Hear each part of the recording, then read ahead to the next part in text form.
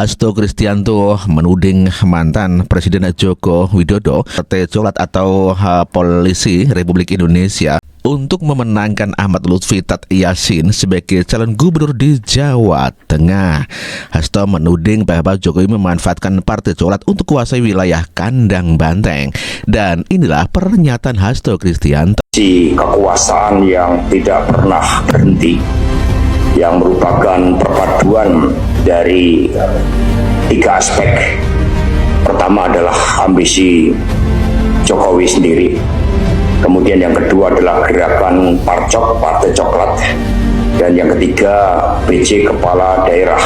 Karena itulah yang pertama, PD Perjuangan memberikan apresiasi kepada seluruh rakyat Indonesia bahwa di tengah-tengah kegelapan demokrasi akibat campur tangan Polri dan Kemendagri, ternyata PD Perjuangan dapat bertahan di tengah berbagai kepungan. Ini mencerminkan besarnya dukungan rakyat, bahkan basis PD Perjuangan pun mengalami perluasan. Karena itulah secara total berdasarkan rekapitulasi sementara, kalau sebelumnya PD Perjuangan hanya menang di 6 gubernur, maka sekarang kami menang di 14 provinsi. Di kabupaten kota, dari data sementara menang di 239 kabupaten kota. Dari provinsi yang menang itu di Aceh, itu kami mendukung. Riau, itu wakil gubernur. Jambi, Bengkulu, Kepulauan Bangka Belitung, DKI Jakarta, Bali, Kalimantan Tengah, Kalimantan Barat, Papua, Papua Tengah, Papua Pegunungan, Papua Selatan, dan Papua Barat. Militansi PDI Perjuangan di dalam menghadapi berbagai kepungan, ternyata PDI tetap eksis karena kami punya ideologi, kami digerakkan oleh keyakinan terhadap kebenaran, terhadap membangun peranatan kehidupan bangsa dan negara yang baik, yang menjadi pedoman dari seluruh kader partai. Karena itulah meskipun ada beberapa daerah yang mencoba dikalahkan dengan berbagai cara, tetapi kami meyakini spirit para pejuang bangsa, mati satu, tumbuh 1000. Itu PDI Perjuangan. Hasto Kristianto juga menuding bahwa Jokowi tanpa Partai Coklat bukanlah siapa-siapa, seolah-olah menyindir bahwa PDIP tanpa Jokowi bukanlah siapa-siapa. Terbukti memang ditinggal Jokowi, PDIP banyak menjadikan kekalahan. Ya, di Jawa Tengah khususnya ditinggal Jokowi, PDIP keok. Pak Jokowi kan melakukan begitu banyak penempatan jabatan-jabatan strategis sebelum beliau lengser. Ya contohnya jabatan Pak Sigit Listio. Ini kan belum melompati 5 angkatan. Dan ini kan karena ada kedekatan personal. Pak Jokowi tanpa dukungan Partai Coklat bukan siapa-siapa. Tapi justru instrumen kekuasaan itulah yang kemudian dimainkan. Dan kemudian kan terjadi keanehan. Gerakan para seniman, budayawan, para akademisi ini kan ternyata tidak mampu menembus tembok-tembok ambisi kekuasaan dari Pak Jokowi itu. Dan atas kekalahan PDIP yang perkasa yang dari TNI yang dikalahkan oleh dari pihak kepolisian, dan akhirnya Deddy Sitorus meminta agar itu di bawah naungan Panglima TNI dan Mendagri.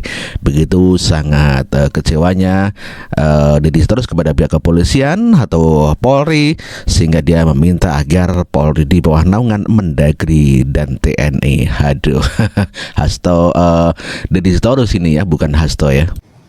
Kawan-kawan PD Perjuangan, Ibu Presiden kelima, Ibu Megawati Soekarno Putri adalah orang yang memisahkan Kepolisian Republik Indonesia dari Angkatan Bersenjata Republik Indonesia setelah reformasi. Dengan harapan institusi kepolisian menjadi instrumen negara untuk menegakkan hukum dan perundang-undangan, menjaga keselamatan rakyat, melayani, to serve and to protect. Tetapi yang terjadi tidak saja pada pemilu presiden dan legislatif, lebih parah lagi pada pemilu kada yang lalu. Di Komisi 3 kemarin secara telanjang hal itu diangkat oleh salah satu anggota DPR RI di depan Listio Sigit. Dan saya kira itu tidak bermakna apa-apa karena kemudian kita tahu sampai 27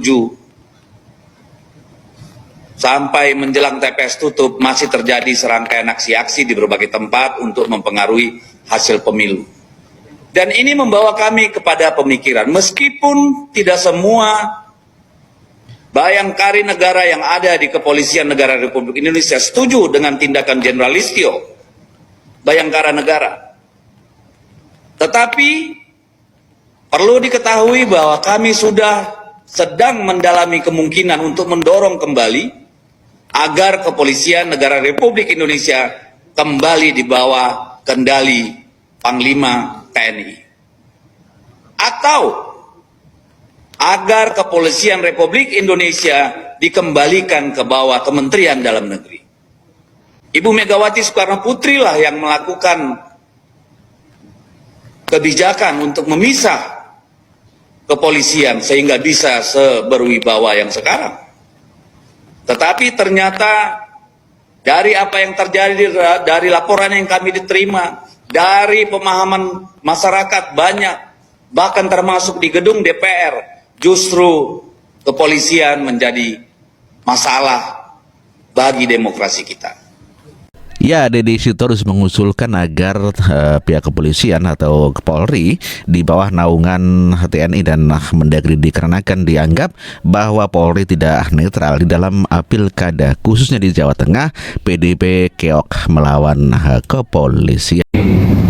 Dan ini membawa kami kepada pemikiran, meskipun tidak semua bayangkari negara yang ada di Kepolisian Negara Republik Indonesia setuju dengan tindakan Jenderal Listio, Bayangkara Negara. Tetapi perlu diketahui bahwa kami sudah sedang mendalami kemungkinan untuk mendorong kembali agar Kepolisian Negara Republik Indonesia kembali di bawah kendali Panglima TNI. Atau agar Kepolisian Republik Indonesia dikembalikan ke bawah Kementerian Dalam Negeri. Tugas polisi mungkin jika nanti DPR bersama-sama bisa menyetujui, menjaga lalu lintas kita supaya aman dan lancar, berpatroli keliling dari rumah ke rumah agar masyarakat tidur dengan nyenyak.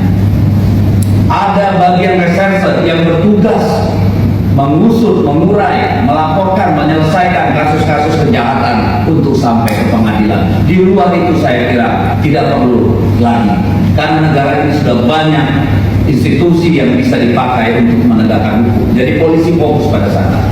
Itulah refleksi kami.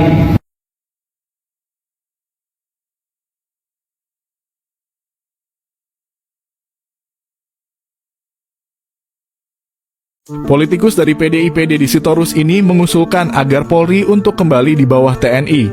Menurutnya hal itu dilakukan karena banyak aparat kepolisian terlibat dan tidak netral pada pemilihan umum yang dilaksanakan baru-baru ini. Bagaimana komentar Anda guys? Tulis di kolom komentar. Agar Kepolisian Negara Republik Indonesia kembali di bawah kendali Panglima TNI. Imbas Pilkada 2024, PDIP minta Polri kembali di bawah TNI atau Kemendagri. PDIP mengusulkan agar Polri dikembalikan di bawah kendali TNI atau Kementerian Dalam Negeri menyusul kekalahan mereka di Pilkada 2024 yang dinilai dipengaruhi oleh peran kepolisian.